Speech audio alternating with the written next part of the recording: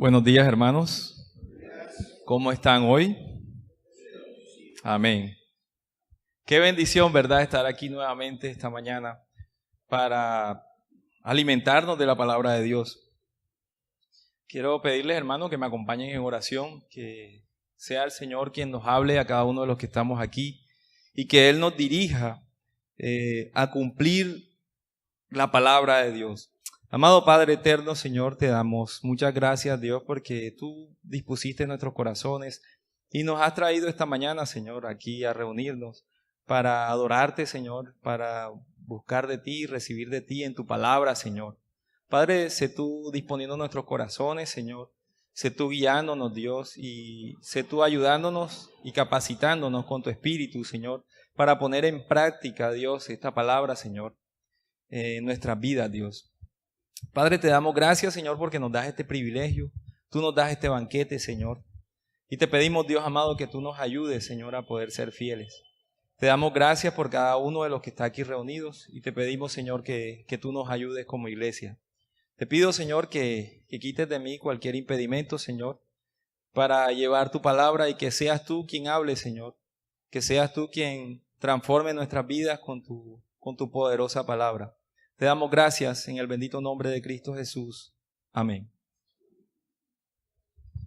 Hermanos, hace mucho tiempo, pero mucho tiempo, cuando yo estaba en el bachillerato, estoy diciendo que soy viejo.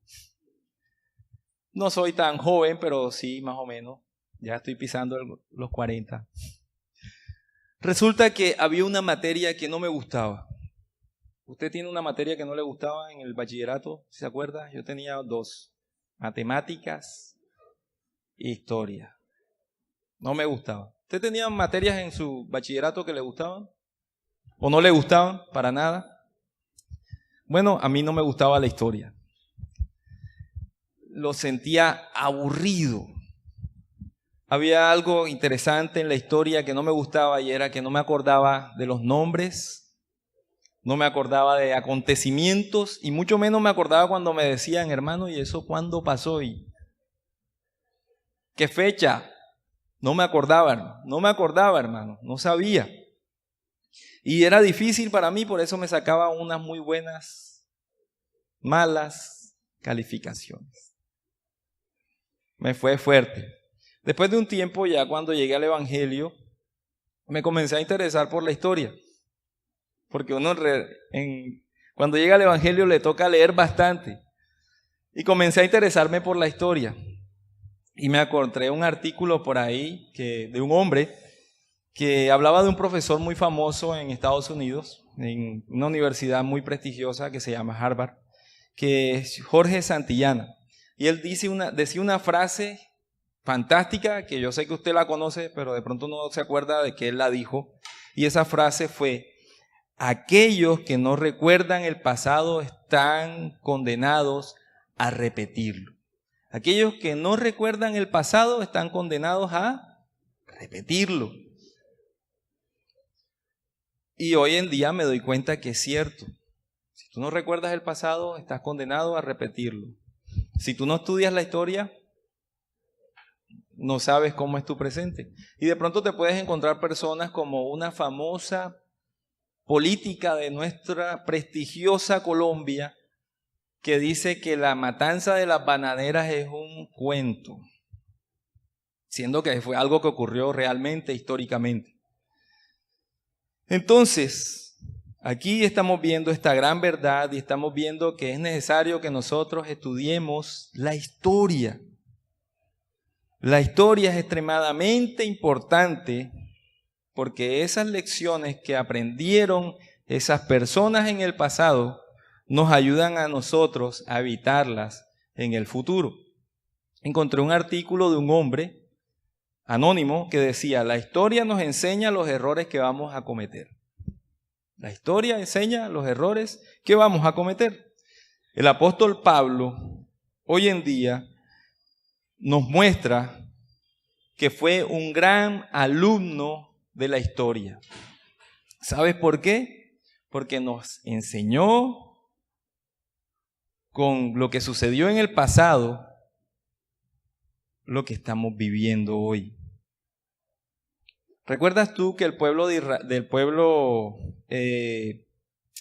la iglesia de Corintio era un pueblo idólatra? ¿Sí se acuerdan? ¿Recuerdan ustedes que tenían unos problemas con que en su idolatría la carne que llegaba al mercado había sido antes sacrificada ¿a quiénes? A ídolos. Y entonces recuerdan ustedes que aquí había personas que decían, bueno, yo no voy a comer esa carne, cristianos, porque es sacrificada a los ídolos. Había otros cristianos que decían, bueno, los ídolos no son nada, así que yo puedo comer esa carne que fue sacrificada porque los ídolos no son nada. Y entonces había una disputa ahí.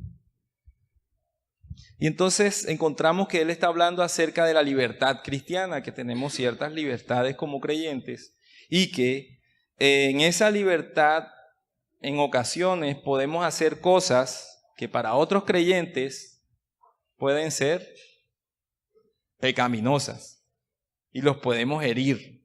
Y entonces Pablo dio unas pautas y en los argumentos que Pablo daba decía, hermano, absténgase de su libertad cristiana por el bien de sus hermanos.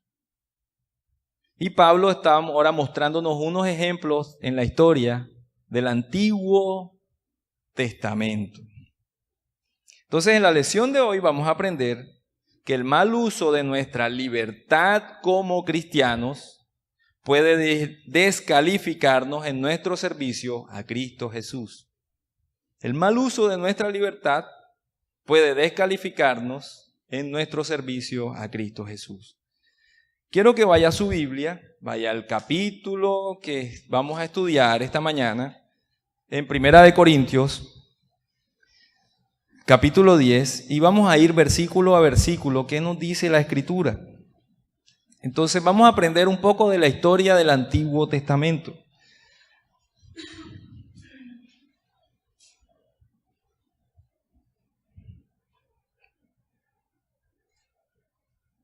Vamos a aprender por qué Pablo decía que eso nos descalifica, si hacemos un mal uso de nuestra libertad cristiana nos descalifica del servicio a Cristo. Entonces mira lo que dice el versículo 1, dice, versículo 1, porque no quiero que ignoréis, hermanos, que todos nuestros padres estaban bajo la nube. Y uno se pregunta, ¿y qué significa que todos estaban bajo la nube? ¿Qué significa la nube? Ahora va a llover. Y usted siente frío y se ve como oscuro. ¿Qué significa que estaban bajo la nube? Hermano, hay que ir a la historia. ¿Recuerda usted a un hombre que se llamó Jacob y su familia? ¿Recuerda usted que hace muchísimo tiempo Jacob y su familia hubo una gran hambruna en la tierra prometida y les tocó irse para Egipto? Porque acá estaban pasando hambre. Después de que murió Jacob y José, ¿recuerdas lo que sucedió? Ellos quedaron 400 años, sus descendientes, viviendo como esclavos en Egipto. Dios levantó en su soberanía a un hombre, fue Moisés, para que sacara al pueblo de Egipto y lo llevara de regreso a la tierra prometida. Y esto pasó después de las 10 plagas y todas estas cosas. Y entonces nosotros vemos todo esto y vemos que después de las 10 plagas y que ellos salen, el Señor iba delante de ellos en el día como una columna de nubes. ¿Sí se acuerdan? Una columna de nubes. Y de noche dice que una de fuego para que ellos pudieran ¿qué? Caminar. ¿Hacia dónde? Hasta la tierra prometida. Entonces lo que aprendemos de lo que Pablo le está diciendo a los hermanos en Corintios y nos está diciendo a nosotros es que el Señor en esa libertad cristiana nos da unos beneficios y el primer beneficio lo estamos viendo aquí y nos está diciendo que el Señor nos va a guiar. El Señor nos va a guiar con su presencia. El Señor nos va a guiar con su presencia, así como lo hizo ¿cuándo? Allá atrás. Y mira lo que sigue diciendo la sección B del primer versículo. Dice, y todos pasaron el mar. Todos saben esto, todos lo cantamos, el himno de victoria, y lo cantamos con fuerza y decimos que cuando tengas que atravesar el mar y todas estas cosas, ¿verdad? Bueno, sucedió que el mar rojo se abrió.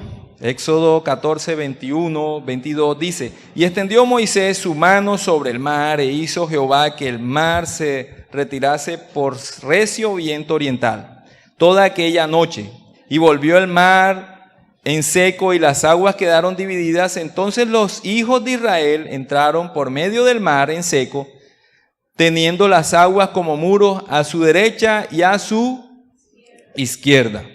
¿Qué pasa aquí?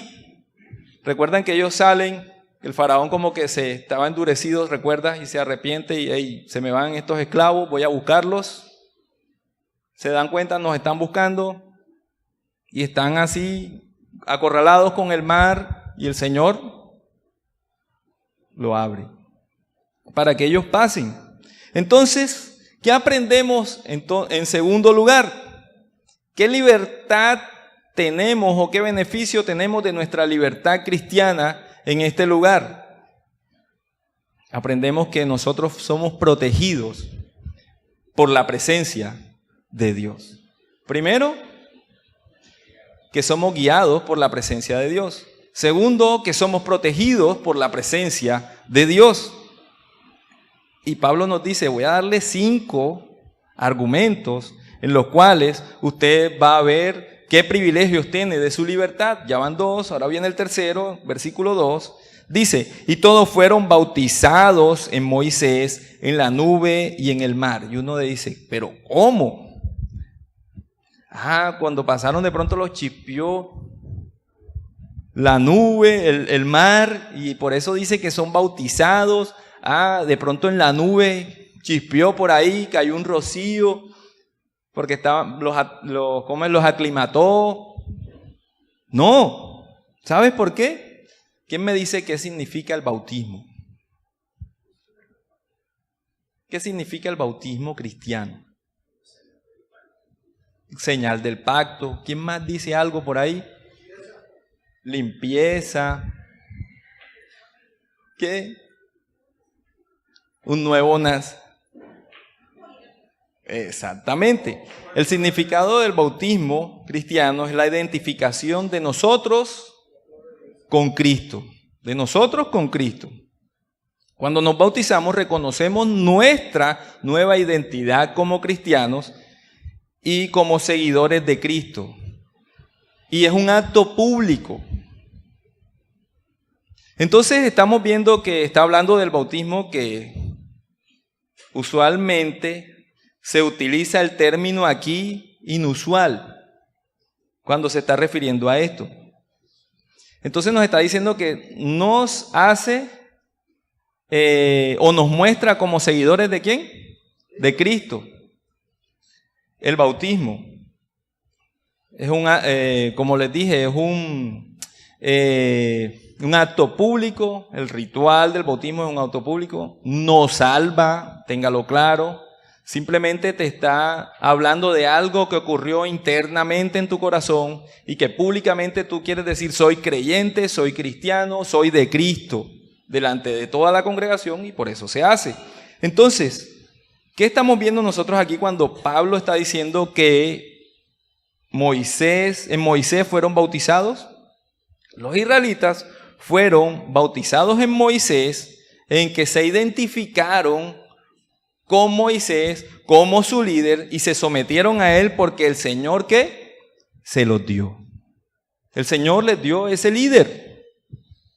Entonces por eso hubo este argumento para hablar acerca del bautismo. Entonces la tercera ventaja que tenemos nosotros en nuestra libertad cristiana es que tenemos un líder designado por Dios para ayudarnos. Tenemos un líder cristiano designado por Dios para guiarnos, para ayudarnos. Y entonces sigue argumentando los beneficios y dice que todos comieron del mismo alimento espiritual. Versículo 3.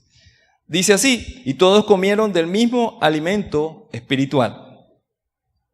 ¿Qué comieron los israelitas cuando fueron por el desierto 40 años? ¿Maná y qué? Codornices y maná. Así es, ellos comieron codornices y maná. Yo les hago una pregunta, ¿eso ocurrió fortuitamente, así porque por las casualidades de la vida estaba la nube y por casualidades de la vida llegaba el maná en la mañana y por casualidades de la vida llegaban las codornices para que ellos cuando tenían hambre pudieran comer? Exactamente, lo provee Dios. Dios provee el maná. Dios provee las codornices. ¿Para alimentar a quién? A su pueblo. Eso lo hizo Dios. Dios le proveyó estas bendiciones. Entonces, el próximo argumento podemos decir, provee comida para su pueblo. Dios provee comida para su pueblo. Y entonces hay un quinto argumento, versículo 4, dice, y todos bebieron la misma bebida espiritual. El pueblo de Dios vagó por el desierto y tuvo sed. La Escritura nos dice que para poder abastecerse lo hicieron ¿cuántas veces? Los historiadores, 2 veces. 2 veces nos dice la Escritura. Y dice Éxodo 17:6 y Números 20:11. El agua, al igual que la comida, era espiritual, provista ¿por quién? Por Dios, porque Él la dio para su pueblo, para saciar su hambre y para saciar su sed. Pero Pablo ahora explica un poquito más para que veamos que no es simplemente agua y ya. Versículo 4. Porque bebieron la roca espiritual que los siguió y la roca era Cristo. Entonces, esa bebida que ellos tomaron era Cristo. ¿Y la tomaron de dónde? De la roca. Hay algunas interpretaciones que dicen que me gustó de la nueva versión internacional, la Reina Valera 1960 de estudio, habla una explicación rabínica que se utilizaba en el tiempo de Pablo y que Pablo muy bien la conocía. Decía, la exégesis rabínica después del tiempo de Pablo supuso que la roca seguía a los israelitas a lo largo de sus andanzas. Esta comprensión de la roca puede haber sido actual en el tiempo de Pablo. Si es así, la afirmación de Pablo de que la roca lo seguía era a la vez espiritual. Y Cristo demuestra que no creía que una roca física, o sea, algunas personas piensan, no, que ellos tenían una roca física que se ponía aquí y iban caminando con la roca. ¡Ey, tengo sed! Toca la roca para que salga agua. No. Durante su peregrinaje, Cristo estaba con su pueblo. Eso es lo que nos está diciendo Pablo. Yo le pregunto a ustedes, ¿ustedes no notan alguna semejanza de lo que Pablo le está enseñando a los corintios con lo que usted está viviendo? ¿No nota la semejanza de lo que Pablo está diciendo a los corintios y les está explicando con lo que usted está viviendo? Entonces la quinta ventaja, ya les voy a mostrar un poco. La quinta ventaja de la libertad cristiana es que Dios provee la bebida para su pueblo. ¿Qué proveyó Dios al Antiguo Testamento? ¿Qué beneficios le dio de su libertad cristiana en el Antiguo Testamento? ¿Quién me lo recuerda? ¿Qué proveyó Dios? Dios provee líderes, protección, orientación, comida y bebida. Ahora usted y yo hoy aquí. Dios nos provee protección, Dios provee líderes. Dios provee bebida. ¿Dónde? Alimento. ¿Dónde? En la cena. Está el alimento y está la bebida. Tienes esos beneficios. ¿Cómo crees tú? Te pongo el ejemplo. Claro, métase usted en la cabeza, en la película, de que está viviendo lo que el Señor dijo en el Antiguo Testamento con los israelitas. Métase en su cabeza que usted está en ese lugar. Y Dios le está dando todo eso. Te saca de la esclavitud. Te provee de la nube para que te guíe. Te provee de líderes. Ves todos los milagros que Dios está haciendo. Te provee el agua, te provee el alimento. ¿Cómo te sentirías tú? ¿Cómo? ¿Cómo te sentirías tú? Agradecido. Hermano, ¿no es lo mismo que Dios está haciendo en tu vida hoy? ¿No es lo mismo que Dios está haciendo en tu vida hoy? Estábamos esclavos. ¿Éramos esclavos de qué? Del pecado. Obedecíamos al pecado. Cometíamos pecado. Estábamos muertos en delitos y pecados. Cristo llegó a nuestra vida y transforma nuestro ser y nos da estos beneficios como creyentes. ¿Y cómo nos debemos de sentir nosotros? Agradecidos, dichosos, felices. Pero ¿por qué veo malas caras? Caras largas. Hermano, yo vengo a la iglesia pero es que tengo problemas en mi casa. Pero es que tengo problemas entre mi familia, mi esposa, mi hijo. No tengo trabajo. No me puedo concentrar. Tengo depresión. Estoy viviendo tales y tales situaciones. Sí, hay gente en la congregación que vive todas esas situaciones, pero el Señor te dio libertad. Cristo te dio libertad, así como se la dio al pueblo de Israel y así como estamos aprendiendo. Pero entonces, como el pueblo de Israel no sucedió, con nosotros tampoco está sucediendo. Y entonces el Señor comienza a hablar de los abusos de la libertad. Y mira lo que comienza a decir en el versículo 5 y 6. Mira lo que dice el versículo 5 y quiero que vayas a tu Biblia y lo busques. Y te pregunto, ¿tú crees lo que en la Biblia estás leyendo? ¿Tú aseveras, corroboras que esta es la verdad? ¿Tú lo crees?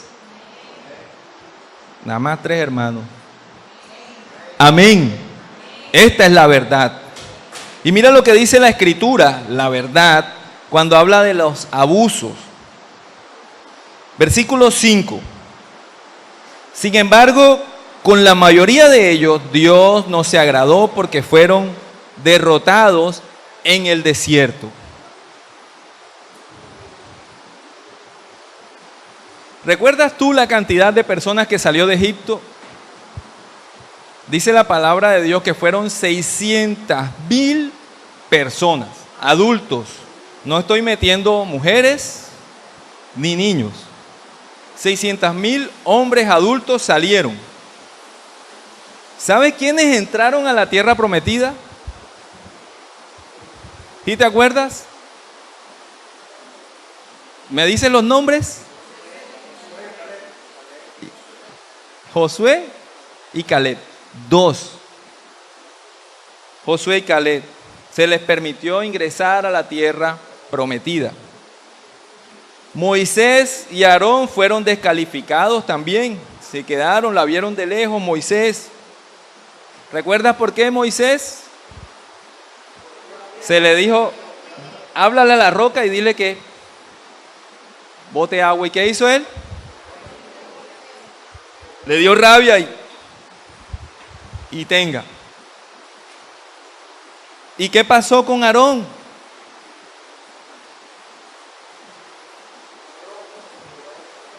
Lo vamos a dejar ahí, ya más adelantico te digo.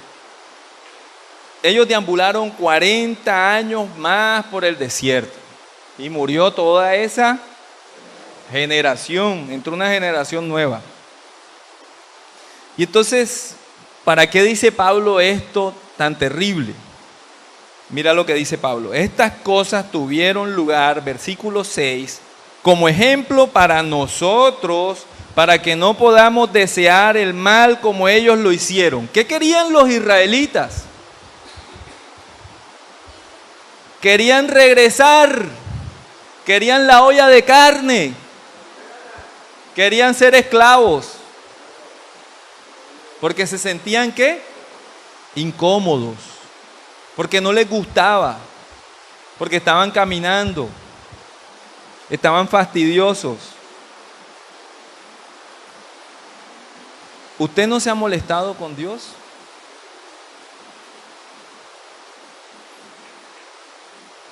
¿Usted no se ha molestado con Dios? Cierto que sí, ¿verdad? Ha pasado muchas veces. ¿Y cómo nos estamos comportando cuando nos molestamos con Dios? Y tenemos la teología y la soberanía de Dios y todas estas cosas, pero cuando estás en el chicharrón, cuando tienes el problema, te olvidas de todas esas cosas, de todo lo que dicen los teólogos, y te molestas con Dios. Porque Dios no hace lo que tú quieres que Él haga. Él hace como Él quiere, porque es lo bueno para nosotros, pero a nosotros no nos gusta. Y entonces nos comportamos como los israelitas y abusamos de nuestra libertad como cristianos. No nos gusta que nos llamen la atención.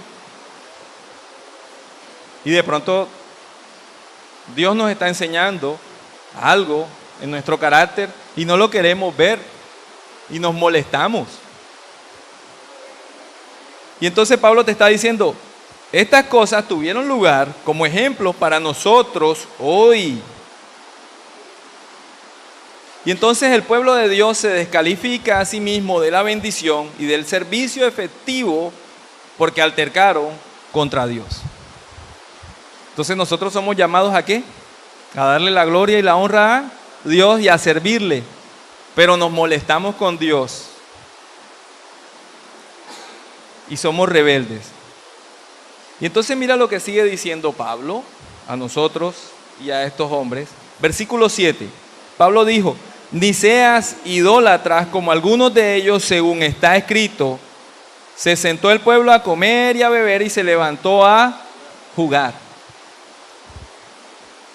Voy a contarte la triste historia del Antiguo Testamento, Éxodo 32. ¿Recuerdas cuando Moisés fue a recibir las tablas? Moisés ya anciano, subiendo ese monte altísimo, se demoró por allá y el pueblo abajo. Y esta gente azuzando a Aarón, mira que se está demorando y qué pasa aquí, tráelo, ¿qué está pasando? Haznos un becerrito, haznos un ídolo de esos de allá, de donde venimos nosotros, de Egipto, ese becerro lindo, gordo, mira aquí, toma el oro que tengo aquí, háznoslo. ¿Y Aarón qué hizo? Él dijo, no, yo no voy a hacer nada. No, él dijo, vamos a hacérselo porque a mí no me van a levantar aquí. Y cogió y les armó su becerro. ¿Y qué dice que hicieron después de que les hizo el becerro? Dice que comenzaron ¿a qué? A adorarlo, a idolatrarlo. Y dice claramente que se sentaron a comer y a beber y se levantaron a jugar. Aarón hizo el becerro, las personas se sentaron a disfrutar y a parrandear e idolatrar. ¿Qué pasa con nosotros hoy? Nosotros también idolatramos. ¿Sabías? Idolatramos a un pastor, idolatramos a un teólogo, idolatramos a nuestros hijos, a nuestras esposas, a nuestros esposos, el faraón, como dice un amigo, el celular. Idolatramos cosas. Nos comportamos como ellos. Mira qué gente esta, idolatrando después de todas las bendiciones que Dios le dio. El Señor nos está diciendo a nosotros, yo también te di las mismas bendiciones que les di a ellos y también la estás embarrando en lo mismo que la embarraron ellos. Estás idolatrando. Y entonces, versículo 8, mira lo que dice, vamos como un poco más fuerte. Fueron culpables de inmoralidad sexual. No debemos permitir, versículo 8 dice, no debemos permitir la inmoralidad sexual como algunos de ellos la hicieron y 23,000 cayeron en un solo día. Y uno dice, pero ¿y eso por qué? ¿De dónde sacan el Señor con eso, con Pablo? Nos está diciendo que nos fuéramos al Antiguo Testamento. ¿Tú te acuerdas en un tiempo allá en Números 25:1-2 que dice que las hijas de Moab eran así esbeltas, preciosas, lindas? Y entonces los israelitas así, voy a mejorar la raza. Yo la estoy viendo y se ve como linda, ese cabello así, huele a frutica. Y se fueron para allá. ¿Y después qué pasó cuando se fueron para allá? Comenzaron a idolatrar los ídolos de estas mujeres y pecaron. Hoy no le pasa eso a jóvenes en nuestra congregación. Hoy no le pasa esto a adultos en nuestra congregación que ven a las hijas de Moab que están allá afuera, que huelen a frutica, que se ven así muy espampanantes y toman un yugo desigual. ¿No nos estamos comportando igual? Nos estamos comportando igual. Y Dios los juzgó severamente y 23,000 cayeron en un solo día.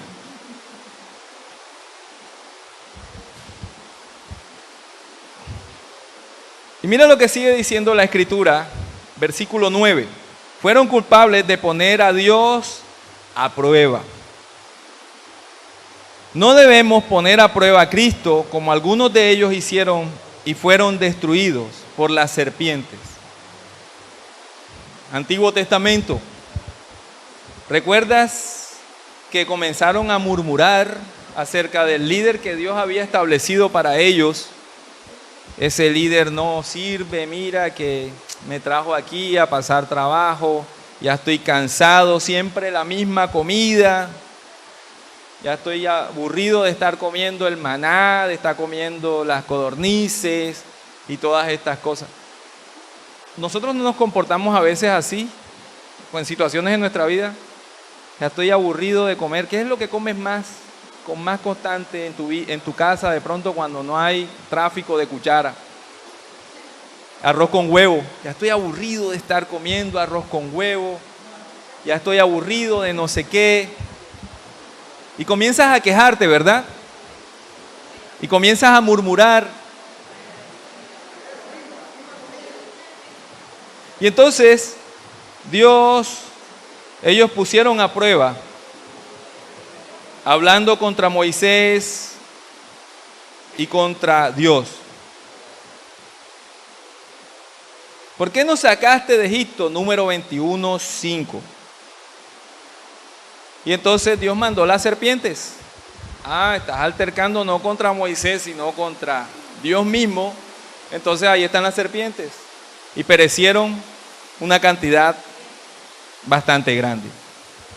Fueron culpables de quejarse. Versículo 10. Dice el versículo, ni se quejen como algunos de ellos lo hicieron y fueron destruidos por el destructor.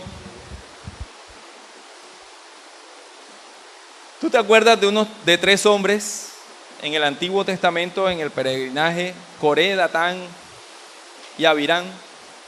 Estos hombres comenzaron a quejarse de Moisés y a altercar con Dios, y se les unió un grupito bastante numeroso, 14,700 personas. Se les unieron y ellos querían amotinarse.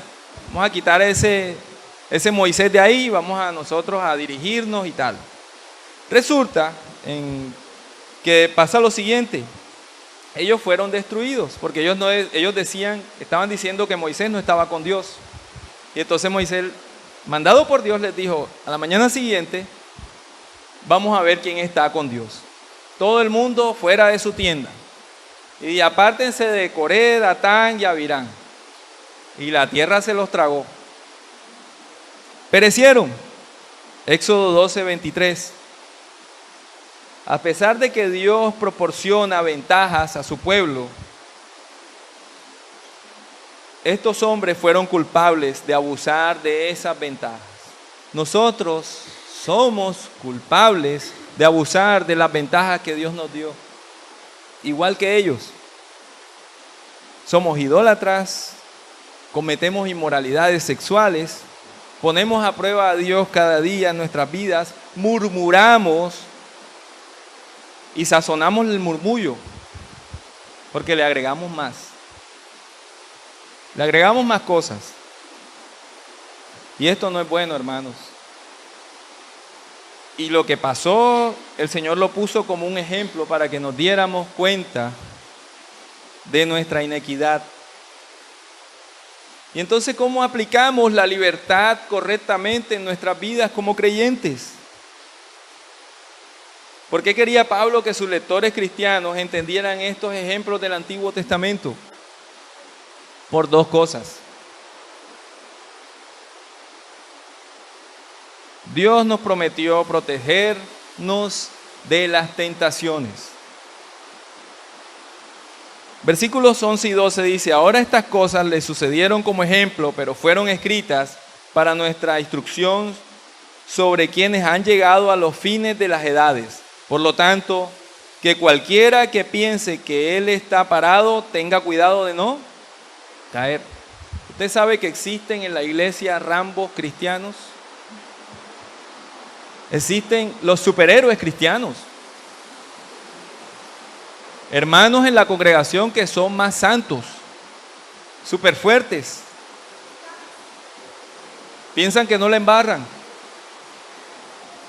Se creen más que los demás cristianos. Pero la Biblia es clara y está diciendo, hey, eres igual. Eres un pecador y necesitas de Cristo. Los cristianos no pueden perder su salvación, pero somos propensos a embarrarla en estas cosas que el Señor nos está diciendo. Y no sabemos usar la libertad cristiana.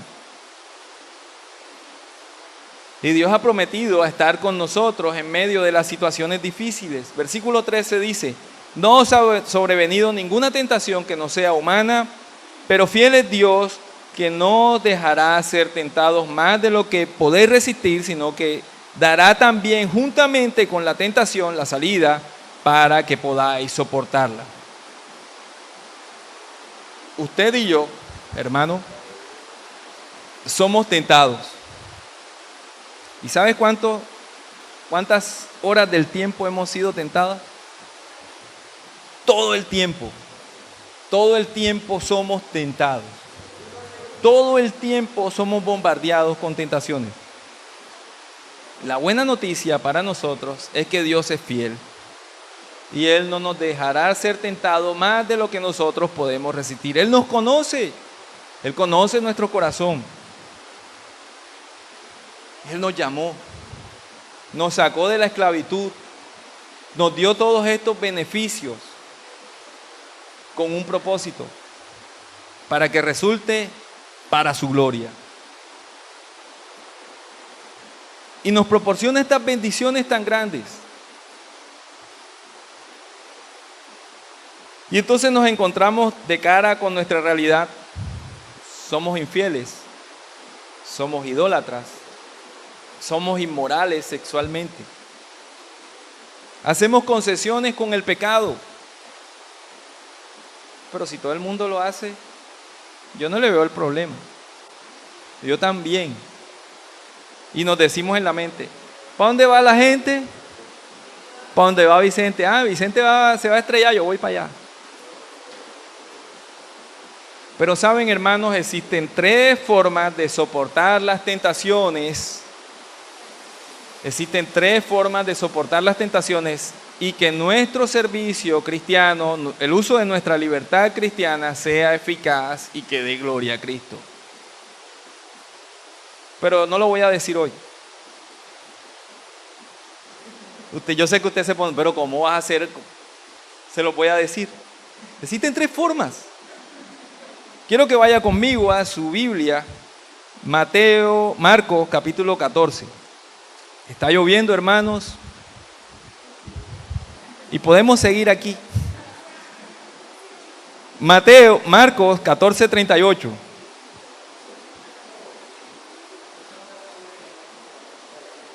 Yo quiero que lo lean conmigo, hermanos, y vamos a ponernos de pie. Marcos capítulo 14, versículo 38. Marcos. Mira lo que dice la Escritura en esas tres formas en las cuales nosotros podemos conseguir libertad. Marcos 14, versículo 38. Vamos a leerlo a la voz de 1, 2 y 3. Y respondiendo.